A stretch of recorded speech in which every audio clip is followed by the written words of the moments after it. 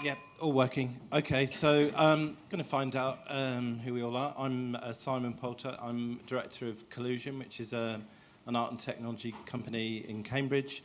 I'm also a jobbing artist, and my practice is working as close and remote with Sophie Mellor. And you are? My name is Jonathan Newth. My background is video games development, but my new-ish company, 2 years old, Focal Point VR, specialises in live stream VR video, and our focus is music and sports. I'm Lee Mason. I'm a digital artist, a Photoshop guy essentially, who recently got a VR headset and completely changed my practice, focusing on VR. Okay, so we're going to do this as a little bit of a kind of where are we? And Malcolm pointed out a little sort of, I should be doing this. Where are we? Because we are doing this quite a lot. I'm going to be controversial to Fred Deakin's rant, and I know he'll approve of that. Yeah, so first thing I want to say is that I think immersive practice has got a lot of extension into performance and live art. So I think we have been doing that kind of stuff for a long time, but it's been below the radar. And it has now materialised in things like Punch Drunk and those kind of projects that we know and love. Second thing I want to say is that there's kind of like a curious kind of 1990s thing in the room whenever you talk about VR, because some people here will remember QuickTime VR, which Apple rolled out, and we all had a go with it. It was fantastic. We spent loads of money on projects, got them on CD-ROM, and then lost them or shoved them in a box upstairs in the cupboard. So there are precedents for a lot of these kind of spaces that we're working in now, and it's not all new stuff. And I think the area that I would agree with Fred is that in many respects we do have a foot in two places. We have we've actually derived from different locations. So the idea with this panel is that we're actually going to flesh out where we are right now. I would say just one other thing to contend, Fred, is that I think we do have the spaces in the UK where we're doing this kind of stuff. So Watershed's already been given a name check, so there's some amazing work going on there. We do have FACT in Liverpool. The work that I'm doing with a very small team in Cambridge, there's a lot of kind of emerging stuff out there, but actually what we don't have is big showy off spaces. Maybe that's the difference to actually feature this work. But those of you that have come here for the first time will be thinking, this is a lovely, shiny building with all this brilliant technology. So we are making some headway on that. But I was reminded of a friend of mine who was a curator at the Tate Modern, who said that whenever we put on a show of video or digital art, we get really low audience figures, okay? So there's something about the way that this kind of stuff is curated. There's something about the way it's actually presented. So what we're going to do is kind of flip over into thinking about where we are right now. And one of the things that I think is quite common to, I think, the experience of many people in the room is that particularly with the huge success of Sheffield Doc Fest, there's been a massive amount of work in the kind of documentary space for VR. And in many respects, VR has begun to be framed around documentary, filmmaking, that kind of thing, which of course is fantastic. But even a year ago, in 12 months, we've come on this huge journey. And I think that's what we're going to try and explore with our two guys here. So one of the things is that VR now is actually an authoring space. You actually make stuff in it. You're not just a consumer. You actually you can actually begin to build stuff. So that many of us in the room would have grown up with Adobe Creative Studio products, Photoshop, Illustrator, all that kind of stuff. But now there is a new wave of stuff that's being built that actually enables us to unpick that workflow and begin to start building things in different ways. So, Lee, can you tell us a bit about your particular journey over the last few months and the stuff that you're making? Okay, so I'm essentially a Photoshop guy, I suppose, but 15 years now doing CD covers and that sort of thing, book covers, and photo illustration and always wanted to get into 3D and to be honest, intimidated by the sight of a Blender screen or the software used for 3D and how much of a slog it was to get into it. I think over the years that's sort of eluded me until I got a headset expecting to spend most of my time shooting zombies and things and played with tilt brush and realised that there was this new intuitive interface for creating 3D artwork and assets. Not long after Google Blocks was released and Masterpiece VR and Gravity Sketch and all these programs are so intuitive and you're so immersed in the experience that it's incredibly enjoyable. If you were working on a 2D screen designing 3D assets, which already seems really ridiculous to me, tweaking it and changing it and making sure it looks good from all angles is quite a time-consuming process until you become really good at it, really intuitive. Whereas in the programs I'm using, I can hold an object in my hand and turn it around and tweak it. And I'm currently working on building assets for a computer game or a story experience where you're quite tiny and everything else is massive. While I'm creating it, I can just blow it up and stand underneath it and look at it and see what it's going to look like when it's dropped into the game. Then I could bring those assets into Unity 3D, use its own VR editing suite, and place those as if I'm inside the game while I'm creating it. So it makes the creative process, incredibly quick and intuitive. And I've never worked in 3D before, but I already feel like I'm starting to put something together with very, very little. I haven't had to learn anything. It just comes from trial and error because it's so quick and easy to use. Okay, thank you. That's great. So, Jonathan, can you tell us a little bit about the kind of stuff you're doing? So, you're actually moving into this space of actually doing live streaming of 360 and covering events, and tell us a bit about how that works. Yeah, absolutely. Before I do that, if people in the audience haven't played with Tilt Brush, have a go. It's a fantastic creative experience. I'm not an artist, and using Tilt Brush proved to me in 3 dimensions I'll never be an artist, but it was great fun. So my background is building stuff. My deep background is being a coder. And the vision that we had a couple of years ago, and this was just before Oculus was bought by Facebook, was looking at version 2.0 of the VR space. We're thinking, okay, if this really does gain traction and becomes a commercial and mass market reality, there's an opportunity to use VR headsets to give people an immersive teleport experience to live events. And the 2 most obvious spaces are sports and music, both areas which are eminently monetizable live, as the whole music industry has proved over the last 5 to 10 years of painful transition, and as Sky and others have proved with sports. So we're currently working with 360 and stereo 360 camera technology, taking input from camera rigs, processing it, delivering it over the internet, both to social media, so Facebook, YouTube, and Periscope all have good 360 offerings live today, and to our own app, where we can add interactivity. We can add things like the ability to jump between different camera points of view, add AR overlays and such like. Okay. So I think most people in the room have had this experience where a lot of VR is kind of assembled around the idea of sitting on a chair, and then you look at the violinist and you can hear that wonderful sound, and you can swivel around on your chair and see the back of the room. Okay? So my question is, when you're devising this stuff, how do you kind of avoid that thing where we're looking at the back of the room, interesting as it is? So what we're trying to do is recreate and enhance the experience of going to a live event.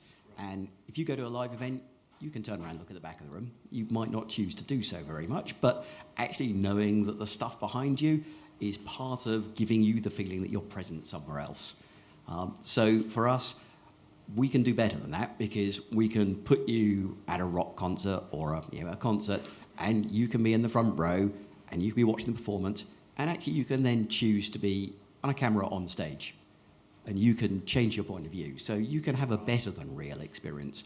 The challenge today is the technology is not quite there in terms of resolution or the software technology to make you actually believe you're somewhere else where you put a headset on.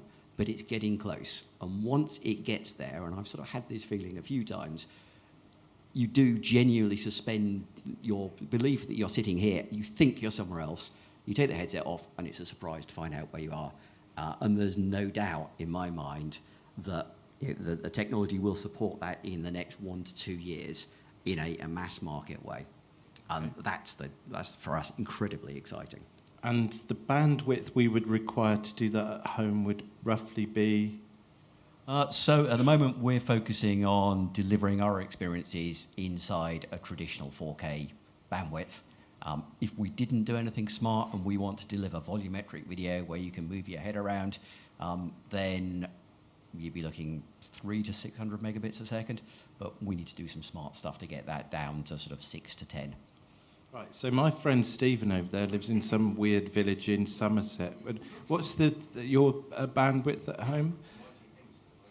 8 megs. Oh, that's pretty good, isn't it? So would he be able to work with Yeah, well, this? that's slightly more than I have, and it works for me at 4K. So yeah, 6, 7, 8 is fine.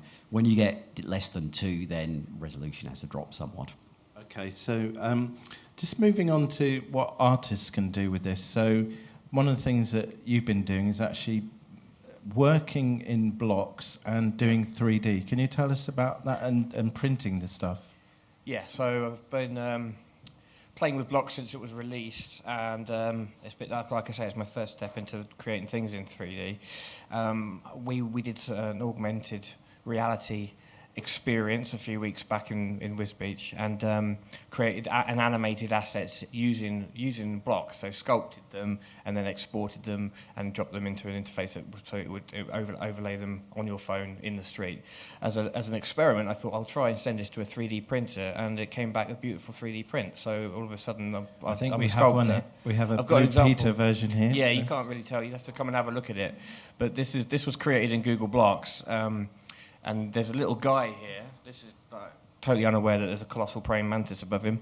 And the concept, the story that I'm working on is that you are one of these tiny characters. So I'm playing with scale. So the idea is that you look at this, you look down on this, then you put a headset on and you're down at that scale. But they're coming out beautifully. They take a little bit of tidying up. They are exported from Google Blocks 1 millimeter wide and upside down. But after a little bit of tweaking, you've got great examples of little sculptures. Okay, so the average time to learn a piece of software like Unity 3D it's quite a high bar, isn't it? It is. Like Unity a couple of is, years, yeah. and a lot of the 3D software is very specialised, and there's quite a few games people in the room, I think, here. So can you tell us about how long it's taken you to get from being a Photoshop guy into this software and to start authoring? Well, I've had a headset and tilt brush and stuff like that for about a year now, coming up to a year. But I've only just in the last 6 weeks stopped taking on commissions to focus on developing this. So it's an incredibly short time frame, really. It's very quick to have something that suits the need. Just a hell of a lot more quicker than Blender. I mean, we're talking about a matter of weeks. In the past 7 days, I've got from creating something in Google Blocks and it just being kind of cool to having a 3D print of it, having it dropped into Unity, and being able to put it into a headset and being able to share it with people using the Sketchfab, the online Sketchfab community. You can just go to a URL that I can give you, put your phone into a cardboard headset and teleport around an environment that this is the centerpiece of. You can basically play a game, and that's in about 6 or 7 days of focus. So, coming back to Jonathan, so putting on one of those headsets, I've personally authored something in a kind of 3-hour session, and after it you come out and you feel like you're really spaced out, like proper kind of acid trip. I would not recommend getting in a car and driving anywhere. So if we kind of think about, let's say, watching the FA Cup final, Arsenal v Sunderland in VR, is that really an experience we think is going to bring in the masses? So I think if you ask me that question in 2 years, the answer will be yes, for certain. Today, if you can't get to the FA Cup final, and you have certainly a PC-based headset, which tend to be a lot lighter because you don't have a mobile phone hanging off the front of your face, then as a long-form experience, 90 minutes in a VR headset, it's not massively comfortable, but it's okay if you're a hardcore fan. For the sort of short-form 5-10 minute behind-the-scenes experience, absolutely today's technology is brilliant. What we'll see over the course of the next 2 or 3 years is headsets getting lighter, resolutions improving. So hence my answer. In 2 years' time, I think we'll see headsets which have double the resolution of today. So I think along with the experience of it's a bit heavy and uncomfortable, the other bit of feedback I tend to get from people who have their first VR experience, it's either wow, or it's, well, that was a bit fuzzy. That wasn't quite what I was expecting. It's not an HD experience today. It's definitely a standard def experience. So I think when headsets get lighter and they get to give a true HD experience, which I think is 1 to 2 years away, then absolutely 90 minutes watching the FA Cup final, brilliant. It'll work. Okay, so let's push you a little bit further. So can we all think of other applications of real-time experience? Okay, nobody? Yeah? Storify? Yes, somebody at the back. I've seen this experience happen. An art surgeon in New York watching somebody else in London do that. Okay, thank you. Yeah, good one. That wasn't the one I was looking for. Yeah.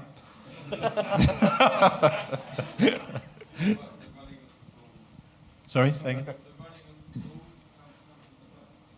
Right. Yeah. Any more? Can we think of other possible use? Yes, chap at the back there.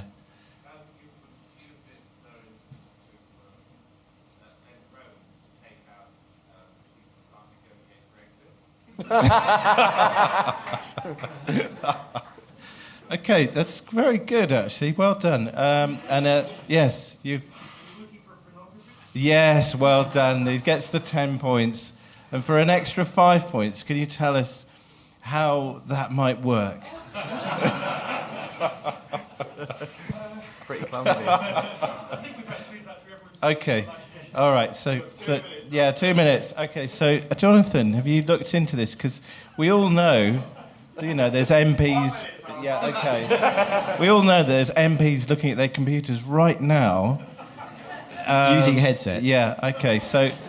Is this a kind of a business model? It's not a major focus. I'm sure it's a monetizable area, but it's not one we're focusing on. Yeah. Okay, so I just want to round up by saying that I think the new space, and I think we're in agreement on this, is that what's really interesting, again, coming back to some of the organisations like FACT, Watershed, is that academia and business, art and technology are really hooking into each other right now. Nearly everybody in the room actually has that shared experience, whereas in the 90s, those kind of relationships and partnerships didn't exist. So the fact that we're all sitting at an AHRC event as practitioners from all over different disciplines is really fantastic. So personally, I think that is the future, is this kind of collaboration. So yeah, I think that's us done.